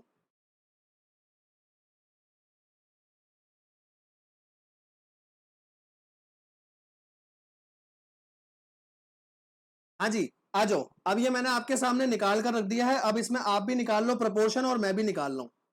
पहली वाली एक्सरसाइज हमारी हो चुकी थी, प्रोपोर्शन पे आ जाओ, दूसरी एक्सरसाइज करेंगे। ठीक है जी। कहाँ है एक्सरसाइज? ये थी। ठीक है, इसके सारे सवाल आपको खुद से करने हैं जैसे रेशो के करे थे, पर कुछ क्वेश्चंस मैं आपके साथ डिस्कस करूंगा। सिक्स्थ क्वेश्चन पढ़ो। सिक्स्थ क्वेश्चन क्या है? अगर 4 नंबर प्रोपोर्शनल है तो बताओ एक्स की वैल्यू क्या होगी? क्या है? 1/2, 1/3, 1/5 और 1/x, है ना। आ जाओ, तो यहां पर लिख लेते हैं प्रपोर्शन एक्सरसाइज क्या है? होमवर्क। प्रपोर्शन की एक्सरसाइज है होमवर्क, पर कुछ क्वेश्चंस मैं करवा रहा हूं जैसे क्वेश्चन नंबर 6। तो ये क्वेश्चन अच्छे हैं, ये तो आपको करने ही है। क्या है? 1/2, 1/3, 1/5 और 1/x है प्रपोर्शन में। कह रहा है एक्स बताओ कैसे आएगा? सर 1/2 और 1/3 पहला और दूसरा, तीसरा और चौथा। सॉल्व कैसे करोगे? तो ये हो गया 1/2 इंटू में 3/1, उल्टा हो जाता ना। 1/5 इंटू में x/1, तो x की वैल्यू क्या आ गई? x आ गया 3 इंटू में 5 अपॉन में 2, तो x आ गया मेरा 15 आएगा ना, 10 थोड़ी आएगा। x कितना आएगा? x आ गया 15/2। कोई दिक्कत नहीं भाई, कोई दिक्कत नहीं, ये तो अच्छे से समझ आ गया। आ जाओ जी 6 के आगे पढ़ते हैं। ठीक है, 6 के आगे 7th क्वेश्चन देखो। मीन प्रोपोर्शनल बताना है इन दो नंबर के बीच में, 12x² और 27y²। 7th क्वेश्चन है ना। आ जाओ जी 7th क्वेश्चन करते हैं। इसी के आगे कर दूं या नीचे ही करते हैं ना, लाइन बाय लाइन चलते हैं। 6 हो गया। आ जाओ जी 7th क्वेश्चन। 7th क्वेश्चन क्या कह रहा है? तो 7 क्वेश्चन कह रहा है एक नंबर है 12x² और दूसरा नंबर है 27y²। बताओ जी मीन प्रपोर्शन क्या होगा? तो मीन प्रपोर्शन में सर हम ना एक काम करते थे, 12x², इसको बीच वाले को मान लो a, जैसे हमने a मान लिया क्योंकि x तो दे रखा है, ये भी a हो जाएगा, ये 27y², क्योंकि ये मिनटों जिंदगी हो जाता था सर। तो इसके बाद तो हम आराम से सॉल्व कर सकते हैं।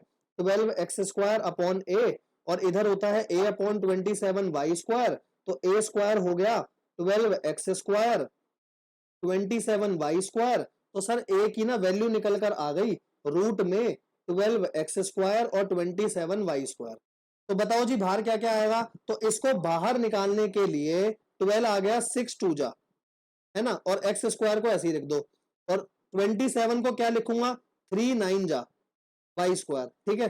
तो x² का x बाहर आ गया, y² का y बाहर आ गया, ठीक है। और क्या बाहर आ रहा है? 3 2 जा 6 बन रहा है, और एक ये 6 है, तो एक 6 बाहर आ जाएगा, और 9 का 3 बाहर आ जाएगा, तो रूट के बाहर ये सब आ गया, मतलब ये हो गया 18xy।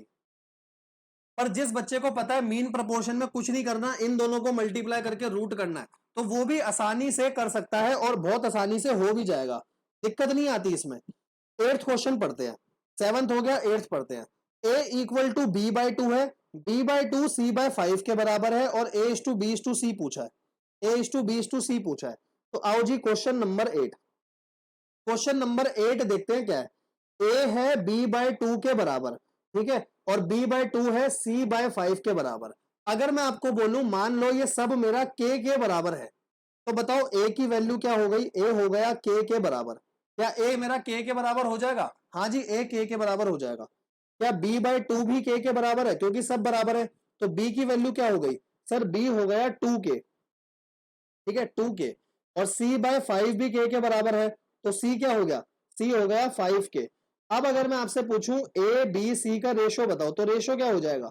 सर रेशो हो जाएगा k, 2k और 5k।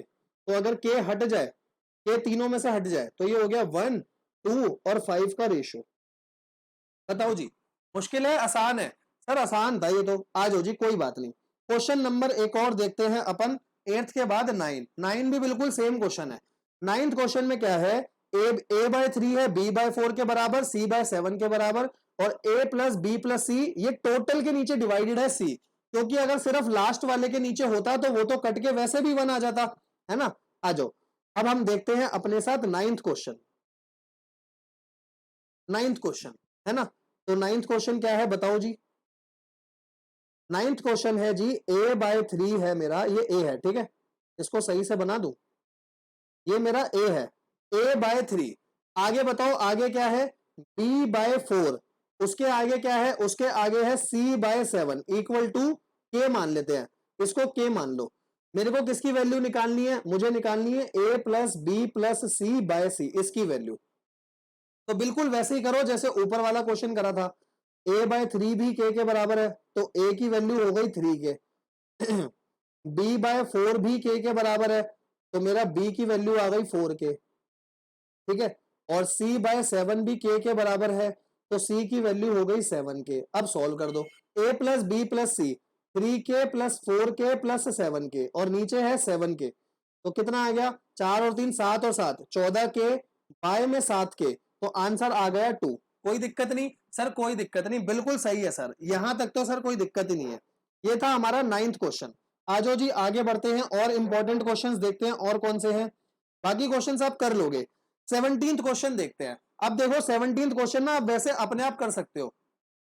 Some of the ages of 3% is 150 साल। सम ऑफ द एजेस है 3% की 150, तो पहले देख लो किसका सम 150 आ रहा है, तो सबका सम 150 है। फिर उसने बोला 10 साल पहले उनका रेशियो 7:8:9 था, तो कैसे होगा?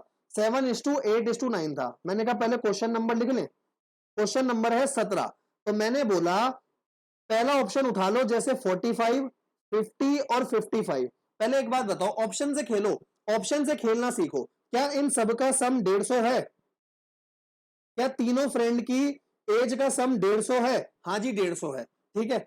अब एक बात देखो, मेरे 3 फ्रेंड थे, ठीक है, एक की एज थी 45, एक की एज थी 50 और एक की थी 55। 10 साल पहले इसकी एज क्या होगी बताओ। 10 साल पहले ये रहा होगा 35 का, 10 साल पहले ये रहा होगा 40 का, 10 साल पहले ये रहा होगा 45 का। इनका रेशो है 7:8:9। उसने यही रेशो मेरे को क्वेश्चन में गिवन है, तो मैं कह सकता हूं क्या इसका फर्स्ट पार्ट ही आंसर हो गया। तो ऐसे ऑप्शन से खेलना सीखो, शॉर्टकट लगाओ, एक्स वैक्स की जरूरत ही नहीं पड़ेगी दोस्तों। ठीक है, ऑप्शन उठाओ। पहले देखो सबका सम 150 आ रहा है, उसने बोला था 10 साल पहले तीनों की एज ये थी। मैंने कहा ठीक है जी, आ जाओ जी, चेक कर लेते हैं और क्वेश्चन करते हैं, आ जाओ 17 के बाद और आगे बढ़ते हैं, बाकी क्वेश्चन आपसे हो जाएंगे। 27वां question, 2 number are in the ratio 3:4। बोला अगर 6 ऐड कर दो हर टर्म में तो न्यू रेशो हो जाएगा 4:5। रियल में ना ये क्वेश्चन तो बेटा उसका होना चाहिए रेशो का, ये ये क्वेश्चन प्रपोर्शन का है ही नहीं। 27 रेशो क्या है अभी का, तो अभी रेशो चल रहा है 3:4। अगर मैं आपको बोल दूं कि कॉमन रेशो है x, अगर मैं आपको बोल दूं कि कॉमन रेशो है मेरा x, तो नंबर हो जाएंगे 3x और 4x। उसने बोला दोनों में अगर आप 6 जोड़ दोगे तो नया रेशो हो जाएगा 4/5। बताओ क्या इसको सॉल्व नहीं कर सकते। 5 3 जा 15x, 5 6 जा 30, 4 4 जा 16x, 4 6 जा 24, 16x माइनस 15x, और ये हो गया 30 माइनस 24। तो x की वैल्यू आ गई 6। अगर मेरा x 6 है तो आप बताओ, उसने मेरे से पूछे थे ओरिजिनल नंबर, तो ओरिजिनल नंबर थे 3x और 4x, मतलब 3 इंटू 6 और 4 इंटू 6, तो ये हो गया 18 और ये हो गया मेरा 24, है ना। देख लो आपको दिखा देता हूं, यही क्वेश्चन था ना हमारा, तो 18 और 24 हो गया इसका आंसर। सर सही है सर, मजा ही आ गया सर, इतने सारे क्वेश्चन कर लिए। आ जाओ और देखते हैं 29वां क्वेश्चन देखते हैं। 29वां क्वेश्चन अच्छा क्वेश्चन है, बढ़िया क्वेश्चन है, मस्त क्वेश्चन है, पेपर में आने के चांस है। a/b है 4:1 और बोला a/b का रूट और प्लस b/a का रूट क्या होगा। तो मैंने कहा आ जाओ जी, 27 हो गया, आ जाओ 29 करते हैं। तो 29 में अपन क्या करेंगे, a/b आपको दे रखा है 4:1, ठीक है। मैंने आपको बोला रूट में a/b प्लस रूट में b/a की वैल्यू बताओ, तो यहां तो डाल दो रूट में a/b, a/b है 4/1, है ना, और यहां डाल दो उल्टा, उल्टा क्या हो जाएगा, उल्टा हो जाएगा 1/4। बताओ दिक्कत है क्या कोई, नहीं। रूट 4 का भार आएगा 2 और नीचे 1 का रूट भार आएगा 1, 1 का रूट 1 और नीचे 2, इनको सॉल्व कर लो। एलसीएम हो गया 2 और ऊपर क्या हो जाएगा मेरा 2 2 जा 4 और 1, आंसर आ गया 5/2। मुश्किल है क्या, अरे भाई कुछ भी मुश्किल नहीं है, सिंपल सिंपल है। सर आपने एक काम करो सर, लास्ट क्वेश्चन ना अजीब सा लग रहा है, ये लास्ट क्वेश्चन भी आप करवा दो। तो ये XYZ बराबर दे रखा है और इसकी वैल्यू मेरे से पूछी है ना। आ जाओ जी, लास्ट क्वेश्चन भी मैं ही करवा देता हूं, फिर जो क्वेश्चन बचे वो आपके हवाले, ठीक है। फिर जो भी क्वेश्चन बचेंगे वो सारे आपके हवाले। आ जाओ, मैंने आपको बोला x b plus C minus A, Y ये दे रखा है c plus A minus B, और यहां दे रखा है z a plus B minus सी।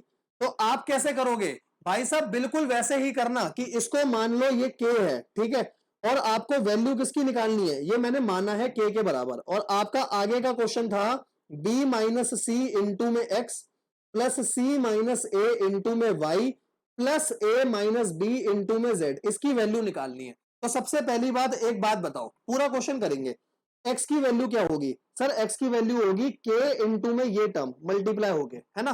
कैसे, x upon B plus C minus ए है k के बराबर, तो x कितना आ गया, x आ गया k B plus C minus ए, सही बात है, हाँ सर। सेम उसी तरीके से y क्या हो जाएगा, y हो जाएगा k C plus A minus B, और z क्या हो जाएगा, सर z हो जाएगा a प्लस बी माइनस सी। पहले k लिख दूं, सेम ऑर्डर में चलते हैं, ठीक है। तो ये हो जाएगा मेरा k और a प्लस बी माइनस सी, कोई दिक्कत वाली बात नहीं, कोई दिक्कत वाली बात नहीं।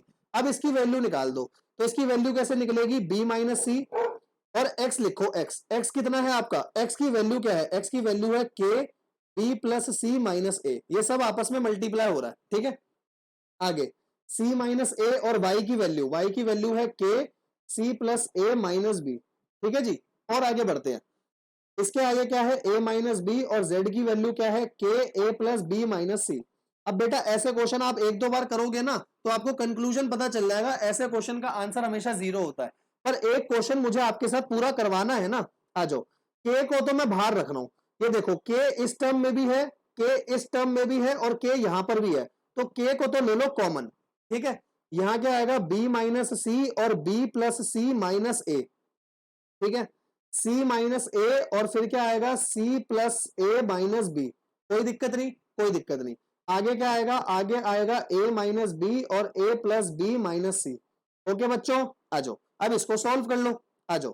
कैसे सॉल्व करोगे, के तो बाहर चल रहा है, बी माइनस सी, पहले बी माइनस सी और बी प्लस सी कर लो, या ऐसे करो, पहले बी को सबसे मल्टीप्लाई करो, यह आएगा बी स्क्वायर प्लस क्या आएगा, बी सी, ठीक है, फिर माइनस बी ए। अभी मैंने बी को सबसे मल्टीप्लाई करा है, अब सी को सबसे मल्टीप्लाई करो, माइनस का सी बी, माइनस का सी स्क्वायर और प्लस का ए सी। ये तो एक को खोलने पे आया है, अब इसके नीचे लिख देता हूं मैं ऐसे, ये बाहर बड़ा ब्रैकेट चल रहा है, ठीक है।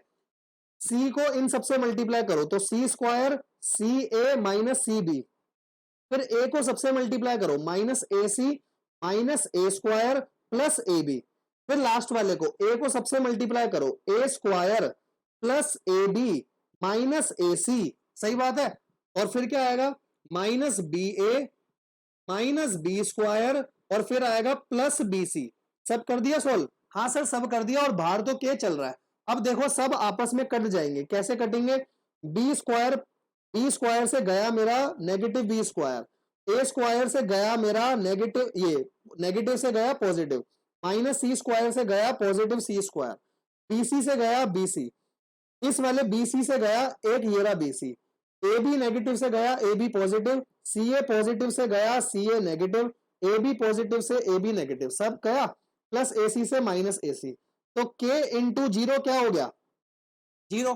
बताओ जी, मुश्किल है क्या। तो ऐसे क्वेश्चन जब मैं आपके साथ और बहुत सारे चर्चा कर लूंगा ना, तो मैं आपको बता दूंगा ऐसे क्वेश्चन की शॉर्टकट ट्रिक होती है, जब आपका साइकुलर टर्म चल रहा है, मतलब साइक्लिक चल रहा है। ये देखो एबीसी आ रहे हैं, एबीसी आ रहे हैं, एबीसी आ रहे हैं, फर्स्ट वाले में ए नेगेटिव है, फिर बी नेगेटिव है, फिर सी नेगेटिव है, और बीच में इक्वल टू है, तो एसओ का आंसर दोस्तों हमेशा 0 होता है। पर एक क्वेश्चन कराना मेरी भी जिम्मेदारी थी, है ना। आ जाओ जी, अब हम क्या करेंगे, तो अब हम पूरे के पूरे टॉपिक को रिवाइज करेंगे अपनी आदत से मजबूर, और फिर मैं अपनी क्लास को छोड़ूंगा। प्रपोर्शन एक्सरसाइज के बाकी जो भी क्वेश्चन बच गए वो आपके होमवर्क है, कोई क्वेश्चन नहीं होगा तो आप मेरे से पूछेंगे, ठीक है। तो यहां पर लिख दूं, सबसे नीचे पहले लिख देता हूं, होमवर्क लिख देते हैं ना। आ जाओ, तो होमवर्क में क्या है, अरे ये क्या यूज हो गया, होमवर्क में क्या है, 1B के ऑल क्वेश्चन जो मैंने कराए हैं वो तो रिवाइज करने ही हैं भाई, उसे तो छोड़ना मत, वो तो अच्छे क्वेश्चन है, प्लस बाकी के क्वेश्चंस भी आपको करने हैं, ठीक है। आज जो रिवाइज करें फटाफट और फिर छुट्टी करें। सबसे पहली बात, इक्वेलिटी ऑफ टू रेशो या दो से ज्यादा रेशो को हम क्या बोलते हैं, हम बोलते हैं प्रपोर्शन। इसकी डिनोशन ऐसे होती है, लास्ट वाले टर्म को, किनारे वाले टर्म को एक्सट्रीम, बीच वालों को मीन, फिर उसके बाद इनका प्रोडक्ट जो है वो होता है बराबर, ठीक है। First proportion, second proportion, third proportion, fourth proportion, फिर इसके ऊपर काफी सारे सवाल करें। फिर एक नया कॉन्सेप्ट, 3 नंबर से प्रपोर्शन बन सकता है, बीच वाले सेम होंगे, जो दुनिया को दिख रहे हैं अलग वो सेम है, पहला और आखिरी अलग अलग ही है, मतलब बीच वाले सेकंड और थर्ड का नाम है सेकंड और लास्ट वाले का नाम हो गया थर्ड। सर क्या 2 नंबर से बन सकता है प्रपोर्शन, मैंने बोला नहीं भाई, 2 नंबर से प्रपोर्शन नहीं बन सकता। मीन प्रपोर्शन क्या होता है, बी इक्वल टू रूट में ए सी, मतलब अगर क्वेश्चन बोले मीन प्रपोर्शन निकालो तो दोनों नंबर को मल्टीप्लाई करके रूट कर दो, सीधा आंसर आ सकता है, ठीक है जी, वो हमने करके भी देखा। फिर हमने इसके ऊपर भी सवाल करे। फिर आ गई प्रॉपर्टी, बताओ इन्वर्टेंडो का मतलब रेसिप्रोकल, अल्टरनेंडो का मतलब टिक मार्क में कर दो इंटरचेंज, ठीक है। कॉम्पोनेंडो का मतलब न्यूमरेटर में ऐड करना, फिर डिविडेंडो का मतलब न्यूमरेटर में सब्ट्रैक्ट करना, कॉम्पोनेंडो डिविडेंडो का मतलब add in numerator subtract in denominator, और एडेंडो का मतलब सब कुछ, न्यूमरेटर में सारा न्यूमरेटर ऐड कर दो, डिनोमिनेटर में सारा का सारा क्या ऐड कर दो, डिनोमिनेटर, ठीक है जी। समरी भी बना दी इसकी, ये इसकी हो गई पूरी की पूरी मेरी समरी, कोई दिक्कत नहीं। स्पेशल पॉइंट, सिंप्लीफिकेशन है रेशो का, तो पहले एलसीएम निकाल लो, एलसीएम का एक्स्ट्रा ज्ञान भी दे दिया। बच्चे को पता नहीं होता एलसीएम क्या होता है, एलसीएम मतलब वो छोटे से छोटा नंबर जो सबकी टेबल में, जो भी नंबर है उन सबकी टेबल में सबसे पहले कॉमन आ जाए। तो कॉमन आया था 24। आप सीधा मुंह जबानी भी निकाल सकते हो, इतना कुछ करने की जरूरत नहीं होती, पर पहले बिल्कुल जीरो से उठाना जरूरी है, बेसिक से मेरे को उठाना आप लोगों को जरूरी है। ठीक है जी, हमने ये क्वेश्चन भी कर लिया। तो डिनोमिनेटर सबका सेम करना था, कर लिया। प्रोडक्ट ऑफ एक्सट्रीम और प्रोडक्ट ऑफ मीन्स जो बराबर होते हैं, इसको क्या बोला जाता है? Cross product rule. और जो ये होता है मीन प्रपोर्शन वाला, इसको बोला जाता है कॉन्टिन्यूअस प्रपोर्शन, क्योंकि ये कॉन्टिन्यू में चल रहे होते हैं दो नंबर, बी और बी, ये मेरे कॉन्टिन्यू में चल रहे हैं। ठीक है जी। फिर हमने क्वेश्चन करे, क्वेश्चन नंबर 6 करा, 7 करा, ये सारे इंपॉर्टेंट क्वेश्चन है। फिर हमने 8th क्वेश्चन करा, 9th करा, 17th करा, 27 आप लोगों के साथ करा, 29 करा, 30th क्वेश्चन करा। ठीक है जी। अब आप बोलोगे सर हमारे पास क्या पेपर में इतना टाइम होगा इसको ऐसे सॉल्व करने का? तो बेटा जैसे जैसे आगे बढ़ोगे आदत बैठ जाती है फटाफट सॉल्व करने की, पर पहली बार में तो मेरे को लॉजिक चाहिए ना। तो पहले मैंने ले लिया लॉजिक, और अब उसके बाद मैं आपके साथ बात कर रहा हूं कि अब मैं आगे कैसे भी कर सकता हूं। ठीक है जी। तो आज की क्लास में इतना ही। पहले रेशियो पूरा रिवाइज करोगे, फिर प्रपोर्शन पूरा रिवाइज करोगे, और अपने सारे के सारे डाउट, छोटे मोटे डाउट है व्हाट्सएप पे पूछ लो, नहीं तो सारे डाउट मैं आपके साथ संडे को अच्छे से डील करते हुए चलूंगा। तो आज की क्लास में इतना ही। बिल्कुल फिट रहिए और मस्ती करिए और रिवीजन भी साथ के साथ करिए। Thank you so much.